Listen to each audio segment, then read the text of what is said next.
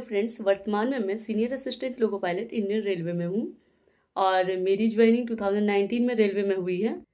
पिछले पिछले वीडियो में मैं शेयर की थी कि मैंने कैसे असिस्टेंट लोको पायलट का एग्ज़ाम क्लियर किया और मेरी क्या स्ट्रैटेजी रही थी उस वक्त, उसी को मैंने बताया था। और मॉक टेस्ट के रिगार्डिंग बताया था और मॉक टेस्ट मतलब क्या, मतलब कैसा रोल प्ले करते हैं एग्जाम में, वही सब मैं बताई थी प्रीवियस वीडियो में। तो उस वीडियो में कई सारे व्यूअर्स, कहने का मतलब एस्पिरेंट का कमेंट आया कि दी मैं 35 से 40 के बीच स्कोर करती हूँ या स्कोर करता हूँ। और वो एस्पिरेंट काफ़ी परेशान है कि उनका सिलेक्शन क्या हो पाएगा, क्या वो छूट जाएंगे, उनका सिलेक्शन होगा और वो अपना स्कोर कैसे बढ़ाएं जिनके भी स्कोर 35 से 40 मॉक में आते हैं। आज का टॉपिक बेसिकली यही है। मैं यही बताने वाली हूँ कि कैसे आप लोग जो 35 से 40 के बीच स्कोर ला रहे हैं उस स्कोर को कैसे इन्हांस कर सकते हैं, उस स्कोर को कैसे आप बढ़ा सकते हैं। और ऐसी भी बात नहीं है कि अगर मॉक में आप मतलब थोड़ा ख़राब स्कोर लेते आए तो आपका सिलेक्शन नहीं होगा, ये कभी नहीं होता है। बस मॉक टेस्ट है कि खुद को मतलब नहीं होता है कि खुद को आप चेक करें आप कहाँ पे हो और कहाँ गलती कर रहे हो। बेसिकली मॉक टेस्ट इसीलिए दिया जाता है आप कहाँ पे गलती कर रहे हो उस चीज़ को सुधार करना। आपने पढ़ तो बहुत लिया लेकिन उसके बाद आपका कहाँ रिवीजन छूट रहा है, उस चीज़ को आप सुधार कर पाओ और उस चीज़ को इंक्रीज कर पाओ। इसी वजह से मॉक टेस्ट देना आवश्यक हो जाता है किसी भी एस्पिरेंट के लिए।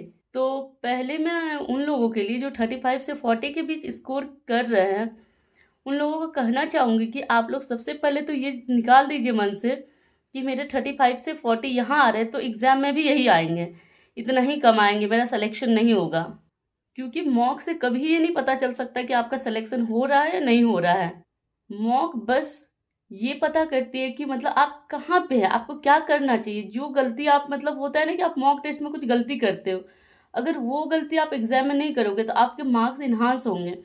इसी वजह से मॉक टेस्ट देना आवश्यक है।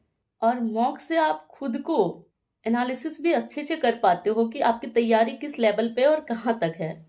अगर आप किसी भी मॉक में, जैसे कि ज़्यादातर स्टूडेंट तो टेक्स्ट बुक का देते हैं, तो अगर आप 35 से 40 स्कोर ला रहे हैं तो मैं यहाँ ये नहीं कहना चाहूँगी कि आप लोगों का स्कोर बहुत ही एकदम बेकार है, बहुत ही ख़राब है। और मैं यहाँ पे ये भी नहीं कहूँगी कि ये स्कोर बहुत ही अच्छा है। लेकिन ये ज़रूर कहूँगी कि 35 से 40 अगर आप अभी स्कोर कर रहे हैं और 1 महीने एग्ज़ाम बचे हैं तो आप 6 से 7 नंबर आराम से बढ़ा सकते हैं, सिर्फ मॉक एनालिसिस करके। और जितने भी मतलब जो भी आप पढ़े हैं उसको रिवीजन करके आराम से 6 से 7 नंबर आपके बढ़ सकते हैं और आपका सिलेक्शन 100% हो सकता है। फिलहाल तो CBT 1 की बात कर रही हूँ मैं। पहले तो आप मॉक टेस्ट लगाने के बाद ये एनालिसिस करें कि कौन से मतलब कौन से पार्ट, कौन से चैप्टर आपके इतने अच्छे हैं कि आप किसी भी मॉक में वो गलत नहीं कर रहे हैं। कौन से ऐसे सेक्शन है, कौन से ऐसे चैप्टर है जिसमें आप मीडियम हैं और कौन से ऐसे जो आपके एकदम बेकार है, मतलब जिसमें आप पूरी तरह से गलत करते हुए सॉल्व नहीं कर पाते हो। आपको जो भी मॉक में लग रहा है नहीं मैं इसमें तो हर बार स्कोर कर ही लेती हूँ, अच्छा कर लेती हूँ, या आपको वो इजी लगते हैं, तो उस पर अब आप समय बर्बाद ना करें, उसको बार बार रिवाइज नहीं करें। ठीक है, उसको कर लीजिए 1-2 बार, लेकिन उसमें तो स्कोर आते ही हैं, वो तो मतलब आपको ईजी लग रहे हैं। तो ऐसा नहीं कि अगर 50 बार रिवीजन करोगे तो वो ईजी से नहीं होता है कि उसमें 1 नंबर की जगह आप 2 नंबर स्कोर कर लोगे। उस सेक्शन को उतना रखो कि आप कभी भी एग्जाम दो उसमें मिस्टेक नहीं हो, बस उतना ही रिवीजन करो। जो आपके मीडियम है जिसमें आप ऐसे होता है कि आप हाँ 30% सही कर लेते हो, 40% सही कर लेते हो, कुछ क्वेश्चन गलत हो जाते हो, कुछ अटेम्प्ट नहीं कर पाते हो, तो इसमें सबसे ज़्यादा आप ध्यान दीजिए आप कहाँ पे गलत कर रहे हो और वो गलती क्यों कर रहे हो, मतलब किस वजह से कर रहे हो। ये आप खुद एनालिसिस कर पाओगे कि ये रिवीजन की कमी की वजह से हो रहा है या फिर मैंने स्टडी ही नहीं किया इस चीज़ को, या फिर ह्यूमन एरर है। क्योंकि कुछ क्वेश्चंस होता है कि नहीं होता है कि आपको पता होते हुए भी आप मिस्टेक करते हो। बेसिकली यही गलती आपको सुधारने की ज़रूरत है।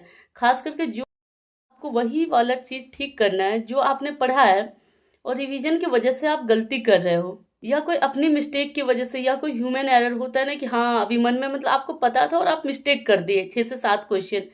कभी कभी ऐसे भी होते, कोई कोई बच्चे क्या होता पता होते हुए भी 6 से 7 क्वेश्चन 75 में गलत कर देते हैं। तो इस गलती को आपको सुधारना है, बार बार रिवीजन करना है, प्रैक्टिस करना है। ये मैं गारंटी लेती हूँ कि अगर आपके 35 से 40 स्कोर आ रहे हैं और अगर आप एक प्रॉपर स्ट्रैटेजी से 1 महीने पढ़ते हो तो आपका 110% CBT 1 होना ही होना है। मतलब CBT 1 कोई रोक नहीं सकता है, लेकिन आपको जो मैं बता रही हूँ वो करना पड़ेगा। टेस्ट देना है, एनालिसिस करना है, रिवीजन करना है, क्वेश्चन प्रैक्टिस करना है। दूसरा, अगर मैं टेक्स्ट बुक का इसलिए यहाँ पे नाम ले रही हूँ क्योंकि ज़्यादातर जितने भी बच्चे होते हैं वो टेक्स्ट बुक के ज़्यादा मतलब सबने टेक्स्ट बुक तो खरीदा ही होगा, या जो भी मॉक खरीदा है।